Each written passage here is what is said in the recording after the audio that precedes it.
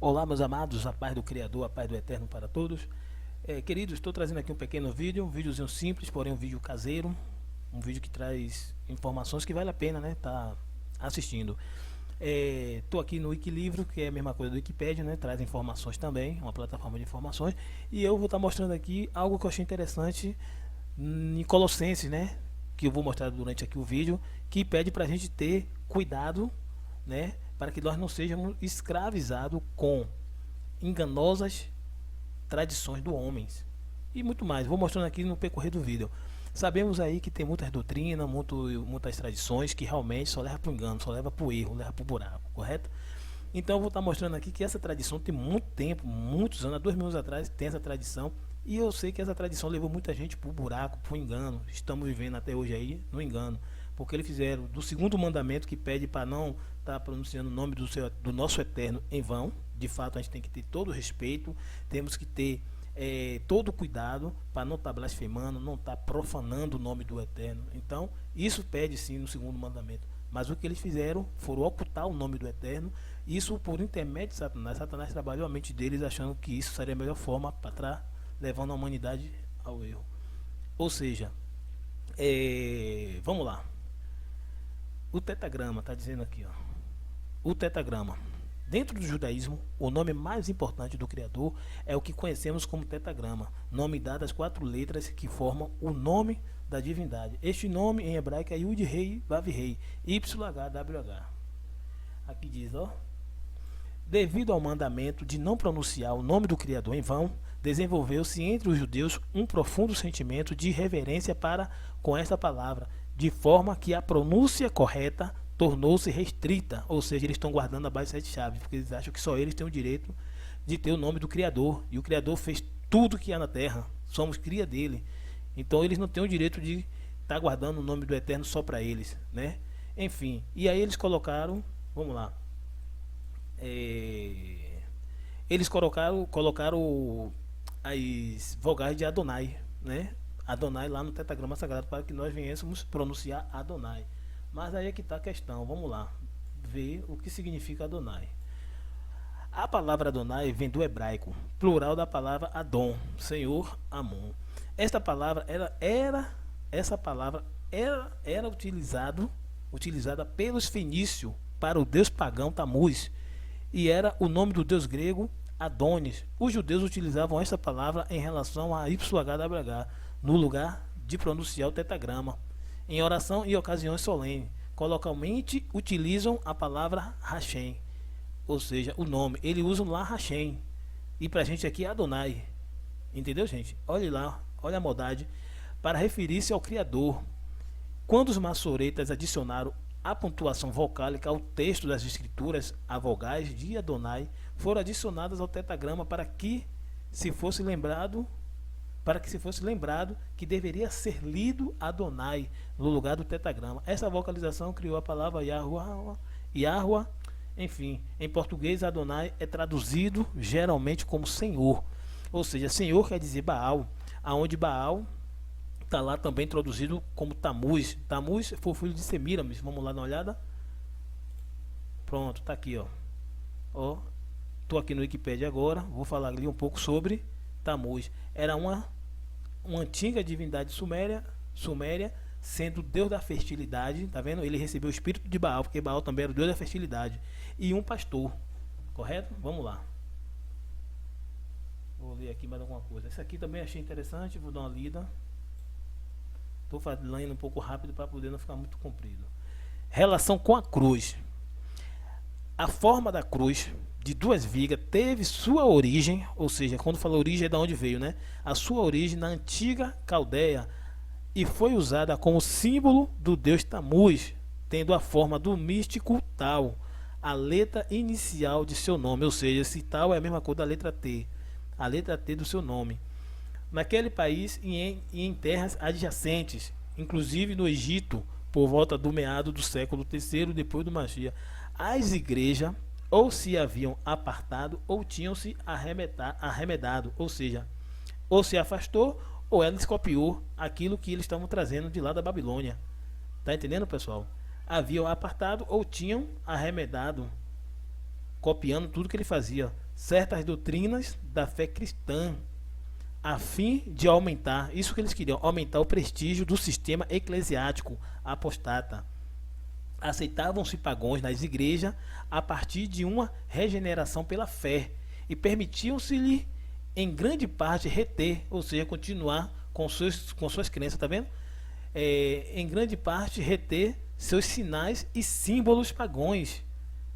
Assim se adotou o T, o tal, ou T, quer dizer, o T de Tamuz, na sua forma mais frequente, com a peça transversal, que é aquela madeira, né, do T, para baixo, abaixada um pouco, para representar a cruz do Cristo, ou seja, aí vem de lá da Babilônia, passa ali para o catolicismo, ele traz esse símbolo da cruz, como se fosse do Mashiach, mas o Mashiach foi morto no madeiro, com as mãos para cima, pregadas as duas juntas, então não foi pregado na cruz. Então esse símbolo da cruz vem da onde? Vem de Roma, de Babilônia, vem de Roma, né? Aí as pessoas ficam achando que está fazendo o sinal para salvação, está lá fazendo o sinal para destruição. Então vamos lá. Usavam-se essas cruzes como símbolo do Deus Sol da Babilônia, o Deus Sol babilônico, e são vistas pela primeira vez numa moeda de Júlio César. Daí uma moeda acunhada pelo herdeiro César Augusto. Vamos lá. Olha o que fala aqui a lenda. Eu estou passando, gente, mas quem quiser depois dar uma lida, parar aí, pesquisar, dá uma lida com calma. De acordo com a lenda, sua mulher Semíramis conhecia a promessa feita pelo o Eterno a Adão e a Eva, que suscitaria um descendente da mulher para pisar a serpente. Gênesis 3,15. Assim teve um filho, supostamente de maneira milagrosa, e lhe deu o nome de Tamuz. Este foi apresentado como o libertador prometido, e assim começou a ser adorado juntamente com sua mãe, dando início a uma prática de adorar o Filho Salvador e a mãe escolhida para concebê-lo. O profeta Jeremias condenou a entrega de oferenda a Semíramis, ou Astarte, chamada de Rainha do Céu, como também a adoração a Tamuz, que havia sido morto pelo javali, que tinha havido morto por um javali e supostamente ressuscitado. Todo esse culto pagão se alastrou por toda a Mesopotâmia, chegando até a Síria e a Canaã. O uso de imagem de Semíramis segurando uma criança foi difundida, chegando à Fenícia, e a partir de lá conquistou toda a terra. No Antigo Egito foram conhecidas como Ísis e Horus. No panteão egípcio são Osíris e Ísis. Na Grécia, como Afrodite e Horus. Tamuz também é apresentado como Adonis na Península Itálica, como Vênus e Cupido. Ou seja, ele tem vários nomes. Então Baal está contido em quem? Em Tamuz, porque ele é o próprio Satanás disfarçado de vários nomes. Então o próprio Tamuz recebeu o espírito de Baal, que Baal também era o deus da fertilidade, e aí foi sendo adorado. Então isso dá a entender o que, pessoal? Que de lá de Roma veio o que? O sinal da cruz, e veio a adoração ao próprio Tamuz, que está inserido aí como se fosse o Redentor, o Salvador, mas sabemos que não é. Quem tem a verdade sabe. Pronto, veja bem, para complementar o que eu acabei de mostrar ali no Wikipedia, que fala sobre Tamuz, antes que venha algum desinformante aí dizer que é invenção de minha cabeça, que não existe nenhum Tamuz e que não tem nenhuma passagem na Bíblia que fale sobre Tamuz, vou mostrar aqui agora, ó, Ezequiel 8 e 14, que diz assim, ó: conduziu-me então à entrada do portão do templo de Al, que dá para o norte. Eis ali as mulheres sentadas a chorar por Tamuz, ó, Tamuz. E disse-me: viste, filho do homem, mas haverás abominações ainda mais grave do que estas. Pronto, já mostrei que existe sim uma passagem na Bíblia que fale sobre Tamuz, ok? Ezequiel 8, 14. Vou aproveitar a oportunidade para mostrar uma passagem aqui que fala sobre Zeus, que teve uma pessoa uma vez para mim que disse que Zeus é só mito, que não existe nenhuma passagem na Bíblia que fala sobre Zeus. Então existe sim, ó. Atos dos Apóstolos 13, 14, versículo 11, que diz assim, ó: vendo o que Paulo fizera, as multidões levantaram a voz em língua licaônicas, dizendo: deuses em forma de homem desceram até nós e começaram a chamar Barnabé de Zeus e Paulo de Hermes, ok? Então já mostrei também que tem uma passagem que fala sobre Zeus, porque Zeus também ele era adorado como se fosse um deus, né? Na verdade, Zeus foi introduzido como se fosse o nome de Deus, então foi paganizado, e estou mostrando que existe sim uma passagem com o nome Zeus, ok? Você está falando de tradição, de costume. O Messias deu uma palavra aqui no capítulo 15 de Manialro, que é Mateus, no versículo 6, ele diz aqui, ó. Quer que eu leia? E assim validaram, você pode botar assim para eles verem, está escrito aqui, aqui, bom, ó. Aqui, ó, fecha aqui, capítulo bem 15 fechadinho, por favor. de Mateus, né, que é Manialro, versículo 6 e 9, ó. E assim validaste a palavra do Altíssimo e não Deus, por causa da vossa tradição. Aí ele chama os escribas de hipócritas. Olha aí, veja bem.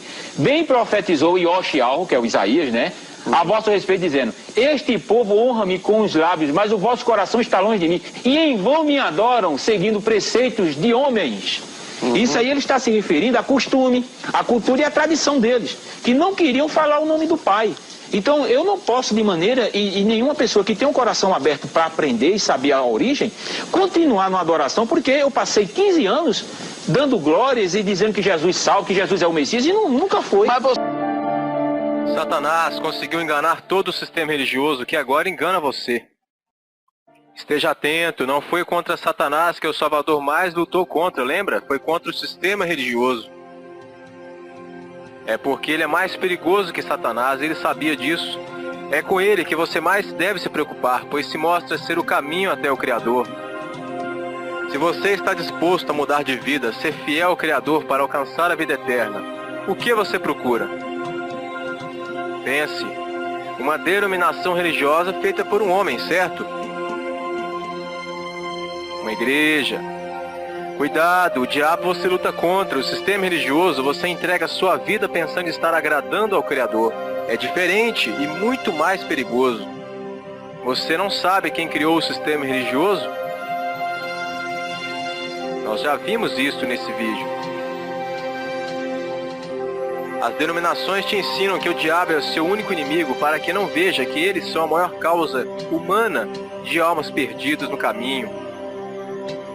Assista agora o filme da vida do Salvador novamente com esta visão e você verá contra quem ele fala. Hipócritas, não passam de cães gulosos que nunca se fartam, lobos devoradores, falsos pastores, mercenários.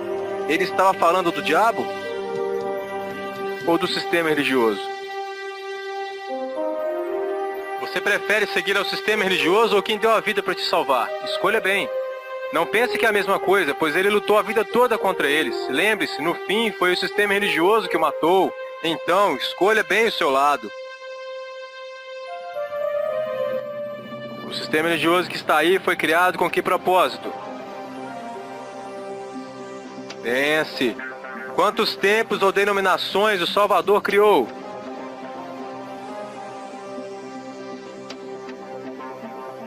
Ele nos mandou frequentar templos?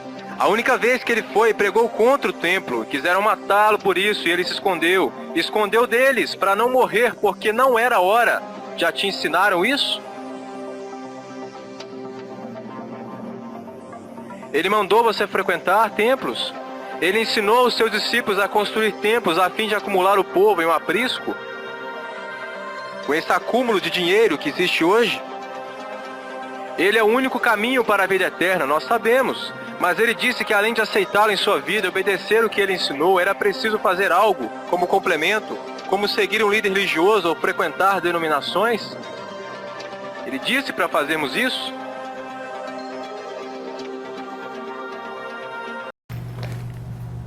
Olá, amados. A paz de Deus a todos. Pessoal, vou fazer um videozinho aqui, onde eu vou falar desse versículo aqui, ó. É um versículo bem pequeno. Ele é Colossenses 1:8. É bem pequeno, mas vou trazer dois exemplos para vocês aqui. O que mais ou menos quer dizer esse versículo. Tomai cuidado para que ninguém vos escravize por vãs enganosas especulações da filosofia, segundo a tradição dos homens, segundo os elementos do mundo, e não segundo ao Machia. Para quem não conhece, nome Cristo antigamente era falado Mashiach. Isso aí foi introduzido na palavra. Vou mostrar aqui rapidamente aqui, ó, na Bíblia Tradução Novo Mundo, onde fala sobre essa questão aqui, ó. Aqui, ó. No entanto, isso aqui é uma observação que tem nessa Bíblia, viu, pessoal? Na introdução, na observação. No entanto, os discípulos de Jesus, no primeiro século, pronunciavam o nome dele de uma forma bem diferente, de modo como a maioria dos cristãos hoje pronuncia.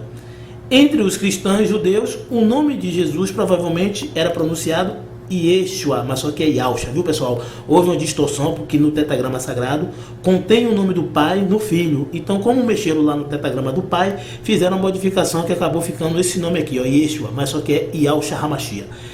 E o título Cristo, ó, era pronunciado Mashiach, isto é, o Messias. Os cristãos que falavam grego chamavam de Jesus Cristo, e os cristãos que falavam latim, Jesus Cristo. Então, para você ver que até no nome Jesus já está errado Jesus, imagine, já está errado lá, até errado eles colocaram, era para estar Jesus. O J nem existe no hebraico, no aramaico, no latim, no grego, não existe o J. Então era para ser Jesus. E tem lá Jesus, né? Não sei o porquê, e tem botado esse nome lá. Então vamos lá. Então já disse aqui, né? Tomai cuidado para que ninguém vos escravize por vãs enganosas especulações, né? Da filosofia segundo a tradição dos homens e segundo os elementos do mundo. Grave isso aqui, ó, segundo a tradição dos homens. Então a pergunta que eu faço é o seguinte, pessoal: qual é a tradição mais antiga do planeta? A tradição mais antiga do planeta, pessoal, é aquela aonde os judeus, né, muitos lá, eles têm uma filosofia de não revelar o nome do Criador. Isso aí se tornou o quê? Como diz lá na palavra, né? Tradição. Cuidado para que não seja enganado por vãs filosofia e tradição dos homens. Então eles colocaram o segundo mandamento como uma tradição para eles. O segundo mandamento, pessoal, ele quer dizer o seguinte: não tomar o nome do teu Criador em vão, ou seja, ter respeito. É você não estar profanando o nome do Eterno, é você não estar blasfemando contra o nome do Eterno. Então, o que é que eu acredito? Eu acredito que deveria ser feito assim. Todos os pais, quando seus filhos tiverem na idade, já era para estar falando sobre o Criador, sobre o nome dele, o respeito que tem que ter, a importância de zelar pelo nome. É isso que deveria ter feito, e não fazer o que esses homens fizeram, uma tradição do nome, de não falar. Então, por isso que eu faço esse vídeo aqui, mostrando o que está dizendo aqui, ó. Eu já fiz falando sobre aqui onde está o tetragrama. Eu não vou ler tudo não, vou ler só isso aqui, ó. Diversas soluções foram propostas para marcar o caráter impronunciável do nome divino, ok? Olha o que está dizendo aqui, ó. Impronunciável. Isso foi coisa deles. Eles fizeram uma mistura lá colocando vogais, onde não existia, era só as consoantes, está dizendo aqui, ó. As vogais tardiamente colocadas pelos maçoretas, ou seja, aqueles doutores da lei, né, que eram os fariseus, que eram os escribas, né, eles colocaram sinais maçoréticos para que o nome do Eterno ficasse o quê? Oculto. Então eles fizeram isso uma tradição, escravizando a humanidade em estar lá pronunciando um nome que é um título e que é proveniente de uma entidade chamada Baal, ou seja, Senhor quer dizer Baal. Então aqui está dizendo, ó, algumas traduções substituíram este nome pela fórmula o Senhor, como a 70 que traduzia Kyrios e a Vulgata que traduzia domínios, ou ainda o Eterno. Outras se contentaram em suprimir as vogais, mantendo simplesmente o tetragrama. O que é suprimir? É fazer com que seja retirado, que fosse excluído, que fosse exterminado as vogais. Outras se contentam em suprimir as vogais e manter o tetragrama sagrado YHWH, que é o tetragrama que muita gente não sabe. Conservamos aqui a fórmula corrente e Yahweh, mas na leitura pública e mais ainda em ambiente litúrgico é recomendável dizer o Senhor. Está aqui que eu estou querendo mostrar, ó. É recomendável dizer o Senhor. Ou seja, eles colocaram a tradição de não pronunciar o nome do Eterno e dizem que é recomendado dizer o Senhor. Por que o Senhor? Porque eles colocaram na Bíblia o nome do Eterno como se fosse Senhor, tirar o verdadeiro nome. Mas só que a palavra mostra que temos que louvar, temos que clamar, temos que invocar o nome do Eterno. Então vou mostrar aqui, dentro da palavra, vou falar aqui sobre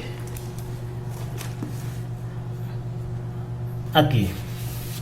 Vamos falar aqui de Isaías 42, 2. Que ele diz assim, ó, eu sou Yahweh, ó, eu sou Yahweh, este é o meu nome, não cederei a outrem a minha glória e nem a minha honra aos ídolos. Aqui está dizendo o quê? Este é o meu nome. O que ele quis dizer?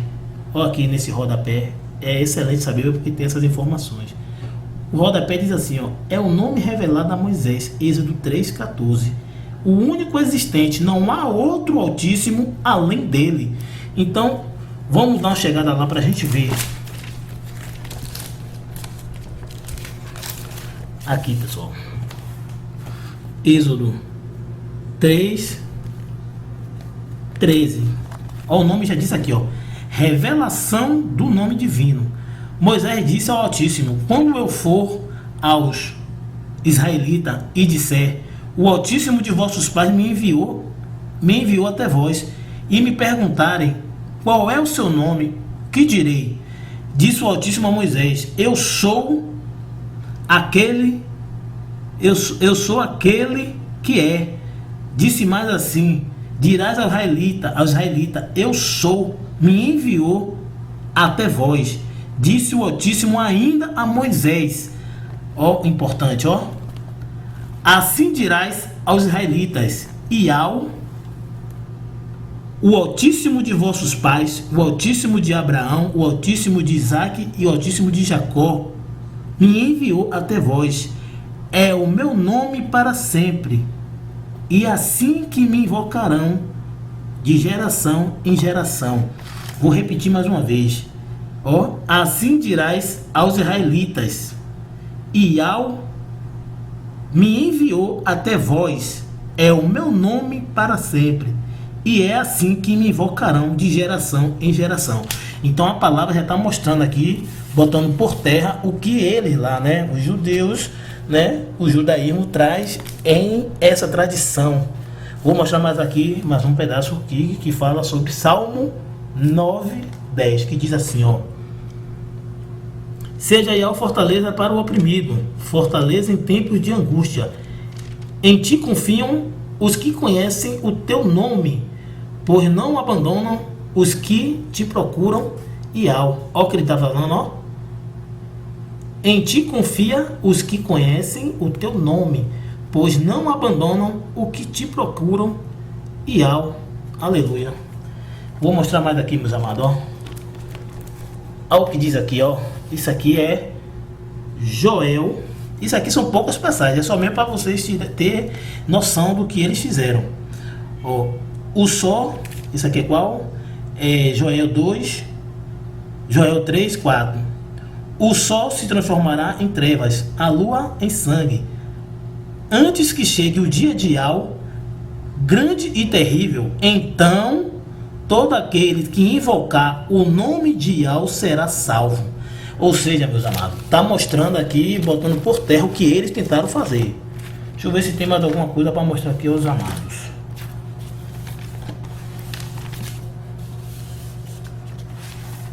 Pronto. Essa é uma parte do que eu quero mostrar a vocês sobre essa palavra tradição, né? Tradição dos homens. E vou mostrar também agora outro exemplo. Escravizados, ó, tomai cuidado para que ninguém vos escravize por vãs enganosas especulações da filosofia, segundo a tradição dos homens, que eu já mostrei ali, que uma das maiores tradições é essa do judaísmo, e segundo os elementos do mundo e não segundo a Mashiach. Ou seja, vamos ver aqui rapidamente Colossenses 2 e o versículo 20, que diz assim, ó: se morreste com o Mashiach para os elementos do mundo, por que vos sujeitais como se ainda estivesse no mundo? Tá vendo? Olha o que está dizendo, ó. Se morreste com o Mashiach para os elementos do mundo, porque vos sujeitais como se ainda estivesse no mundo. Aqui já está dizendo, gente, sobre quando você é emergido, quando você já é uma nova criatura. Você tem que esquecer as coisas do mundo. O que eu estou querendo trazer com isso aqui é o quê? Hoje a gente vê nas denominações pessoas, né, seus líderes, pastores, querendo fazer isso aqui, ó. Tomar o lugar dele. Querendo ser o intercessor do homem ao Altíssimo, no lugar do seu filho. Porque a gente vê os homens aí hoje querendo prender, escravizar mais ainda as pessoas com as coisas terrenas. Porque eles só falam na bênção da graça de uma forma totalmente errônea. As pessoas fazendo parte de corrente disso para poder ter mais coisas, para poder ter mais riqueza. A gente temos que trabalhar, temos que manter a família, certo? Agora, porém, a gente tem que esquecer, olhar para o alvo, como diz aqui, ó. Ó, a união com o Mashiach celeste é o príncipe, é o princípio da vida nova. Ó, se pois ressuscitaste com o Mashiach, procurai as coisas do alto, onde o Mashiach está sentado à direita de Al. Pensai nas coisas do alto e não nas da terra. Tá dizendo o que, pessoal? Para vocês, nós, a partir do momento que a gente morre, quando é sepultado lá nas águas, nasce uma nova criatura, né? A gente vai ser uma nova criatura. Então a gente tem que olhar para as coisas do alto, para as coisas do Altíssimo, através de Alcha, que está lá sentado à direita do Al. Então nós temos que pensar nas coisas do alto e não das da terra. Pois morreste e a vossa vinda está escondida com o Mashiach em Al. Quando o Mashiach, que é a vossa vinda, se manifestar, então vós também com ele sereis manifestado em glória. Ok? Essa passagem é tremenda. Através da nossa imersão, quando a gente é sepultado, a gente renasce, a gente é uma nova criatura. A gente volta uma nova criatura. Então nós não temos que nos prender como aí fora as pessoas estão a cada dia fazendo da palavra do Eterno um marketing multinível. A gente liga a televisão, a gente vê, a primeira coisa que passa é eles falando sobre mudar de vida em relação a você ter bênçãos de coisas terrenas, né? Fala que é para você ter riqueza, tem várias coisas que a gente vê que está prendendo, está aprisionando mais ainda nessa filosofia aqui, ó, segundo os elementos do mundo e não segundo ao Mashiach. Então, pessoal, esse é o vídeo que eu queria estar mostrando. É um vídeo simples, é uma coisa caseira, mas aonde isso é só 2 exemplos que eu estou dando, né? Os irmãos aí fora aí faz vídeo excelente para poder estar mostrando as coisas que o Eterno está trazendo para nós. Shalom, bem-vindos de volta ao Israel com a Aline. Hoje a gente vai falar da pronúncia e dos significados dos nomes bíblicos em hebraico.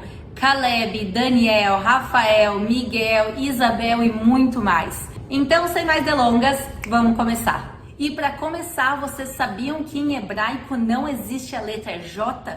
Por isso, todos os nomes bíblicos em hebraico com J, como João, José ou Jesus, em hebraico se pronuncia com I no início.